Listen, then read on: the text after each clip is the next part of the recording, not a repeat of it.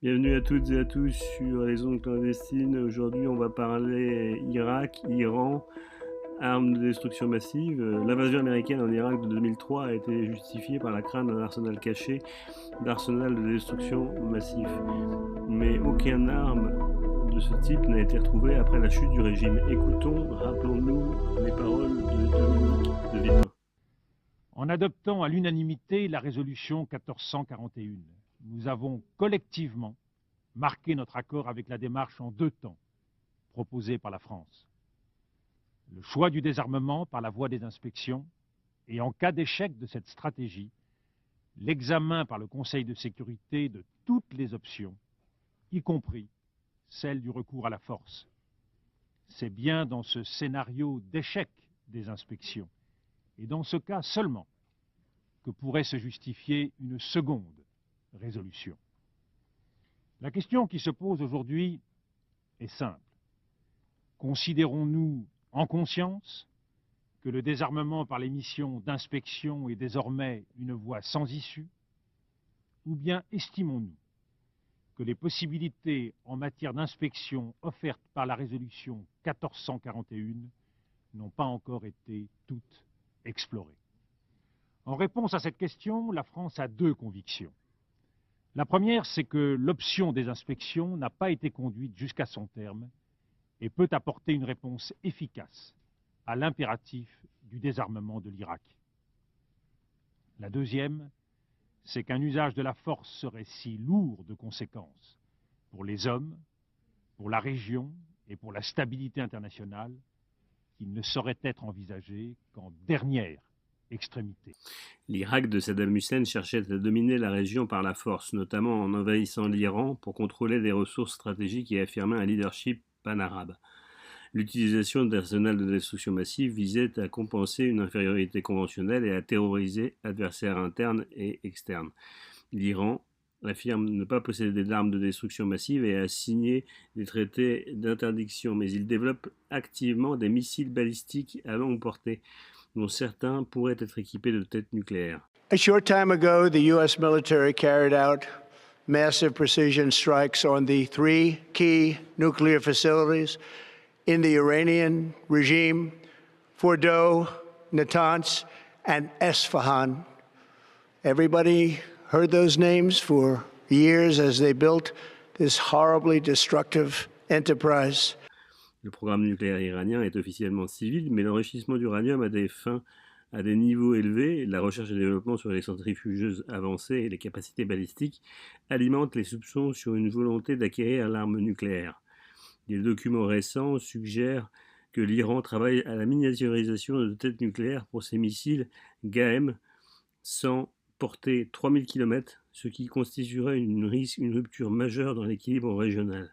L'Iran dispose également d'un arsenal de missiles balistiques conventionnels et de missiles de croisière de longue portée, ce qui lui permet de menacer des cibles régionales, notamment Israël.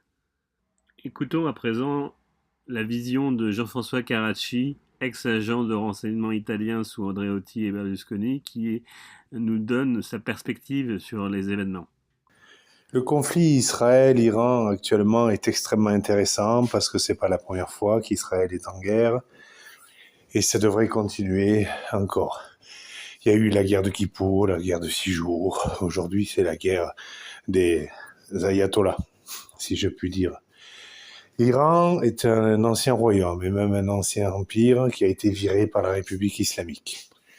C'est un monde à part, c'est une autre époque. Ils sont pas au Moyen-Âge, c'est la société qu'ils veulent aujourd'hui. Pour eux, il n'est pas question d'être arriéré ou d'être moderne. Ils ont décidé, ils ont défini, en Irak comme en Iran, et pareil sur toute la région du Golfe, Arabie Saoudite, etc., qu'il fallait vivre tel qu'ils l'ont décidé. Le conflit entre Israël et Iran s'est fortement intensifié en juin 2025, impliquant désormais les États-Unis et provoquant des échanges militaires importants, des pertes humaines et une instabilité régionale accrue.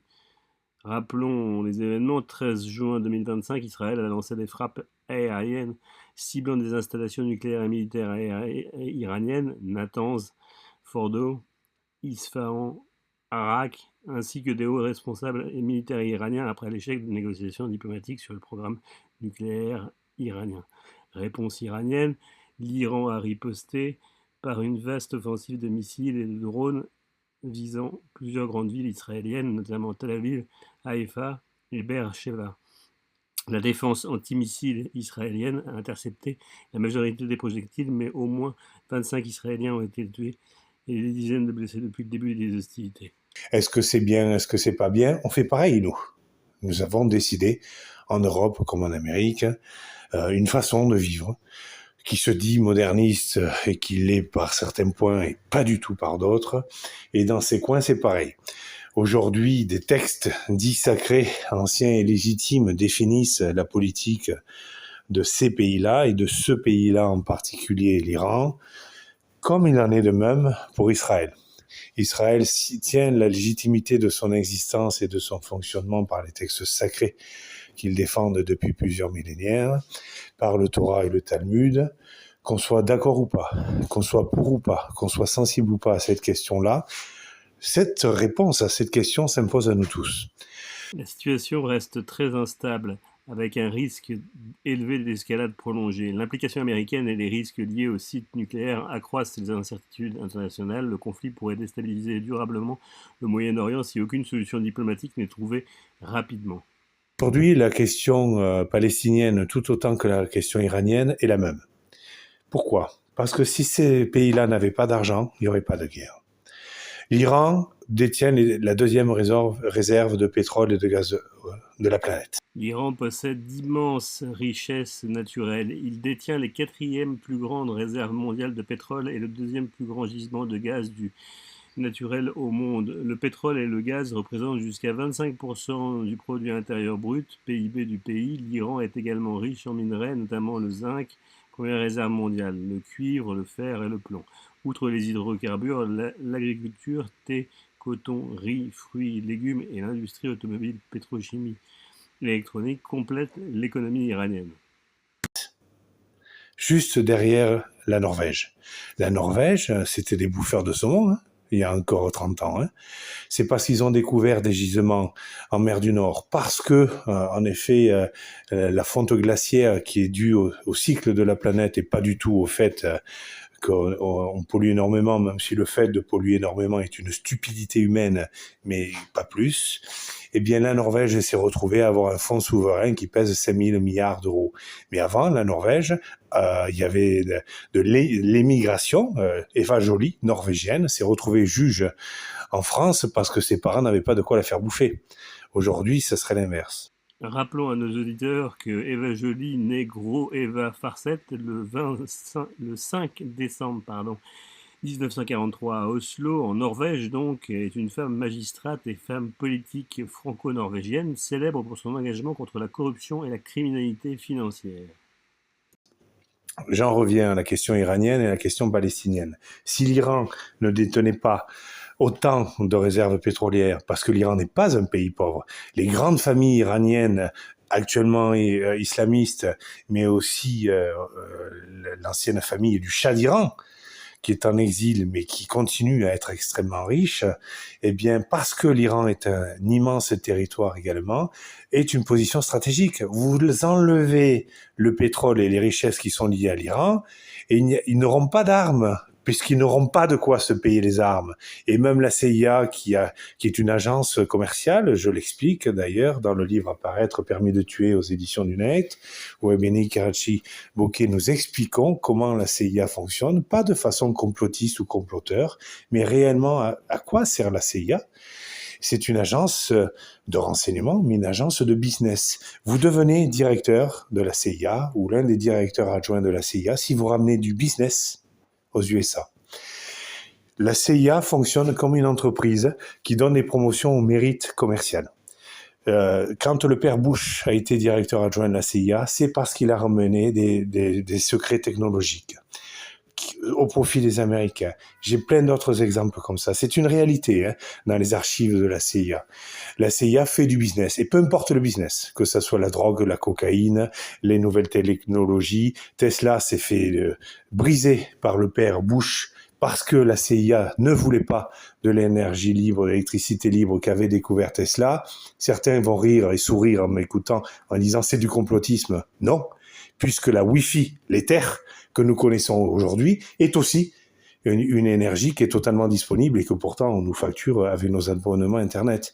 Il existe énormément, et nous allons encore, nous, les êtres humains, découvrir énormément d'autres choses que nous ne connaissons pas aujourd'hui, sur des technologies soit oubliées, soit méconnues, où par exemple on va pouvoir évoluer dans d'autres dimensions, d'un claquement de doigts, etc. Parce que ça fait partie de la richesse des multidimensions de ce monde. Il n'y a pas besoin d'être un fan de Marvel pour le savoir et pour le comprendre. Et puis ça reste à découvrir. Israël a un intérêt stratégique et vital de se retrouver là où il est parce que le peuple juif ne peut pas être ailleurs sur terre. C'est comme ça. Qu'on le veuille ou non, que ça nous plaise ou pas, anthropologiquement, religieusement, les choses se sont construites ainsi. Que ça soit vrai, que ça soit pas vrai, que ça nous plaise ou que ça nous fasse chier, c'est comme ça. Israël est un minuscule pays géographiquement. Je m'y suis rendu à l'époque avec François Karachi. Je connais très bien Haïfa, par exemple, qui est un port magnifique et ultra moderne. Et Israël, qu'on soit d'extrême gauche ou d'extrême droite, il y a une sécurité vitale à exister. Ehud Barak, qui a été Premier ministre de gauche d'Israël, était le même, entre guillemets, criminel de guerre que peut l'être Netanyahou aujourd'hui, selon la Cour internationale de justice. Mais la Cour internationale de justice peut prendre des décisions tout à fait surprenantes. On a pu le voir avec le cas du Kosovo, où ce sont les Serbes qui étaient exécutés par les islamistes qui se sont retrouvés être les bourreaux. Les perspectives diplomatiques apparaissent très limitées. L'Iran refuse toute réduction à zéro de ses activités nucléaires tout en se disant prêt à discuter de garanties sur leur caractère pacifique. Cependant, ils excluent toute négociation tant que les attaques se poursuivent. Je refais pas l'histoire et surtout, je ne tords pas l'histoire pour avoir raison. Je suis contre les crimes de guerre, je suis contre les crimes contre l'humanité. La question palestinienne pourrait être réglée dans le sens qu'il n'existe pas de peuple palestinien ethniquement et anthropologiquement parlant. Et c'est le passionné d'anthropologie que je suis qui vous l'affirme. Et ceux qui sont historiens parmi ceux qui m'écoutent, qui n'hésitent pas à me contacter. Ce que je veux dire par là, c'est quoi ? C'est que comment expliquer ça ? La question palestinienne est une question construite de toutes pièces par les pays voisins d'Israël qui, riches du pétrole découvert et exploité notamment par les Anglais, les Américains et les Français, se sont dit parce qu'on a les moyens, on va s'autoriser à faire disparaître ces Juifs qui nous cassent les couilles. Sauf que les Juifs sur le territoire du Golfe Persique ne représentent rien géographiquement. Expliquer que Israël est de trop, c'est expliquer que une aiguille dans une botte de foin fait chier la grange. C'est d'une stupidité, c'est d'une malhonnêteté géostratégique, culturelle et politique inimaginable. Pourquoi ? Parce que les Iraniens possèdent un immense territoire géographique. Ils peuvent récupérer des Palestiniens qui de toute façon viennent de chez eux, puisque les Palestiniens, ce sont des Cisjordaniens, des Irakiens, des Iraniens, des Libyens, des Syriens. C'est un agglomérat d'ethnies qu'on a défini comme étant la Palestine, sauf que la Palestine des textes sacrés, à la fois défendus par les islamistes d'aujourd'hui comme par les juifs, autant d'extrême gauche que d'extrême droite, parce que l'extrême gauche israélienne a quand même la même façon de défendre le territoire que ne peut l'être l'extrême droite, comme je vous l'ai expliqué. Donc, il serait facile, en fait, que la question palestinienne soit réglée, tout simplement parce que ceux qui vivent, ceux qui sont piégés, dit-on, sur le territoire palestinien, ne sont pas nés là-bas. En tout cas, il n'existe pas d'ethnie palestinienne. Par contre, il existe une ethnie juive, judaïque, israélite. Donc, il serait très simple, soi-disant pour toutes ces nations du Golfe Persique, de récupérer tout simplement les 10 victimes du régime israélien, en créant à la frontière de leurs immenses territoires, regardez la carte de l'Arabie Saoudite et expliquez-moi qu'il n'est pas possible dans cet immense territoire fait en plus d'énormément d'oasis d'aller créer d'aller leur réserver un port ou une oasis pour les 2 millions de Palestiniens qui existent. Mais non. Jean-François Carracci revient sur la guerre en Irak et Dominique de Villepin. Dominique de Villepin, à l'époque de la guerre en Irak, avec Chirac, jouait aux héros de guerre et aux héros de la paix mondiale en expliquant nous n'irons pas intervenir en Irak. Moi, je saluerais cette action de Villepin si elle n'était pas malhonnête. Pourquoi ? Parce que la DGSE n'avait qu'à expliquer, pour justifier les déclarations de la France, de dire voilà, le général Colin Powell vous a présenté devant l'Assemblée de général une fiole d'anthrax qui était fausse. Là, le mec, il aurait eu des burnes. Mais il se l'est joué romantique, à la D'Artagnan, vous allez voir, parce qu'il a un beau nom, Dominique de Villepin, c'est un nom qui pète quand on est sensible à la culture française. Mais comme je l'ai expliqué pour Éric Dénessé, ce n'est pas parce qu'un homme a des beaux yeux ou porte bien l'uniforme que c'est un homme bien. Dominique de Villepin a réussi à être Premier ministre de Chirac, avec ce que veut dire le réseau Chirac et la manière dont Chirac fonctionnait. Donc, voilà. Aussi, un autre point très important pour moi par rapport à tout cela, quand j'étais au service d'Andreotti Berlusconi, j'ai appris une chose qui va vous surprendre ou qui va vous faire sourire.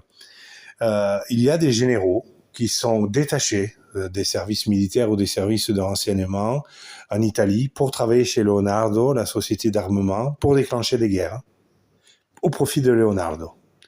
Il faut savoir, alors je peux pas le dire pour Thalès, parce que même si les frères Dassault et moi, on s'est très bien connus, puis Olivier Dassault, il était un homme formidable, et Laurent Dassault aussi, mais maintenant il a l'âge de pouvoir partir à la retraite, et puis ils ont nommé un directeur général qui tient la route, mais c'est des mondes que je connais parfaitement, parce que Antoine Carracci, frère de François-Joseph Carracci, qui possédait Hélicoptères de France, plus grosse société d'hélicoptères civils d'Europe, dont était actionnaire François-Joseph Carracci, société créée grâce à l'argent hypothéqué dans son dos d'Olivia Carracci Moraguez. Donc c'est ce petit monde-là du renseignement et des magouilles et des faux en écriture chez les notaires qui donc ont réussi à faire de l'argent. Leonardo, qui est donc une société d'armement plus grosse que Thales, qui fait partie du top 4 des sociétés mondiales, a des généraux italiens qui sont payés pour défendre les intérêts supérieurs de l'Italie, pour créer les 50 milliards d'euros de chiffre d'affaires par an de Leonardo, et ces gens-là sont payés pour foutre le bordel partout. Mais c'est leur fiche de poste, hein. D'accord ? Parce que les sociétés d'armement sont des puissances très importantes. Lockheed Martin aux États-Unis fonctionne grâce à la CIA. Là où la CIA intervient, Lockheed Martin fournit. Lockheed Martin, c'est 200 milliards de dollars de chiffre d'affaires annuel. Donc chez Leonardo, il y a ce qu'on appelle des faiseurs de guerre, un peu comme Lord of War avec Nicolas Cage. Je fais un léger focus sur Lord of War et sur le pitch. Né en Ukraine après l'effondrement du bloc soviétique, Yuri arrive aux États-Unis avec ses parents. Il se fait passer pour un immigrant juif, audacieux et fin négociateur. Il se fait une place dans le trafic d'armes. Les énormes sommes d'argent qu'il gagne lui permettent aussi de conquérir celle qui l'a toujours fasciné, la belle Ava. Parallèlement à cette vie de mari et de père idéal, Yuri devient l'un des plus gros vendeurs d'armes clandestins du monde. Lord of War 2005, 2h03 de film, très très bon. Ces gens-là sont faits en permanence, et ça Andreotti me l'avait bien expliqué dans la division H, et c'était ce que j'ai appris à son contact, de façon inattendue, hasardeuse, accidentelle. Eh bien, l'Italie peut vendre ses armes partout dans le monde en permanence. Peut-être est-ce le cas dans notre société d'armement, mais en tout cas voilà. Donc, quand l'Italie encore aujourd'hui réussit à faire des contrats d'armement, c'est parce que dès le départ, le tunnel a été créé pour que l'objectif soit atteint. Donc la question iranienne de savoir si l'Iran a du nucléaire ou pas, parce que finalement, la CIA dit il n'y a pas de bombe H. Et Israël dit oui, il y en a une. Ça aussi, ça rappelle à quel point il est très complexe de connaître la vérité. Mais il n'y a pas différentes vérités. Il y a un fait. Est-ce que les Iraniens ont la bombe nucléaire ou pas ? Ce qui est sûr, c'est que les Iraniens ont l'argent pour pouvoir se payer ce genre de choses. Mais est-ce qu'ils ont les cerveaux ? Est-ce qu'ils ont les connaissances scientifiques pour cela ? Moi, je n'en sais rien. Je vais vous décevoir. Je ne vais pas vous révéler un secret de renseignement, parce qu'en plus, ce n'est pas l'objectif des podcasts. L'objectif des podcasts, c'est apprendre à raisonner pour ne jamais se tromper. Donc, c'est très différent. Pour tous ceux qui suivent de près des GSI, des GSE, MI5 et MI6, mes petites affaires, voilà, nous on fait des choses extrêmement honnêtes et qui sont utiles parce que on fait des projections et on fait des paris sur l'avenir, des paris sains. Donc voilà, est-ce que l'Iran a la guerre ou pas, la bombe nucléaire ou pas, je n'en sais rien. Est-ce qu'Israël a le droit de dire au nom de notre survie, eh bien nous agissons au sens du droit international? Oui. Après que LFI en France explique à quel point c'est injuste ce qui se passe en Palestine ou en Iran ou je ne sais où, eh bien, une enquête parlementaire a été ouverte pour savoir comment était réellement financé LFI, parce qu'il paraît surprenant qu'autant de députés LFI soient pro-palestiniens et anti-juifs, voire plus qu'anti-juifs, mais d'un racisme évident et assumé. Mais quand Mélenchon explique que la nouvelle religion de la France, c'est l'islam, je ne sais pas quoi en dire. Certes, l'islam, comme le christianisme, comme le judaïsme, comme les pensées philosophiques, comme la maçonnerie, etc., sont bien si elles élèvent l'homme, le cœur de l'homme. Mais si elle l'obscurcit, qu'elle lui fait croire qu'il est le meilleur et que pour être le meilleur, il a besoin de tuer son voisin, ben là, on peut imaginer que ce n'est pas normal et ce n'est pas acceptable. La crise de juin 2025 en Iran marque un tournant majeur au Moyen-Orient avec l'entrée directe des États-Unis dans le conflit par des frappes sur des sites nucléaires iraniens en soutien à Israël. L'escalade militaire fait craindre une guerre régionale de grande ampleur, tandis que la situation humanitaire se dégrade rapidement et que les appels internationaux à la désescalade peinent à se faire entendre. Je rends l'antenne et je vous dis à très bientôt sur une prochaine émission des Ondes clandestines. Merci de nous avoir suivis. À bientôt.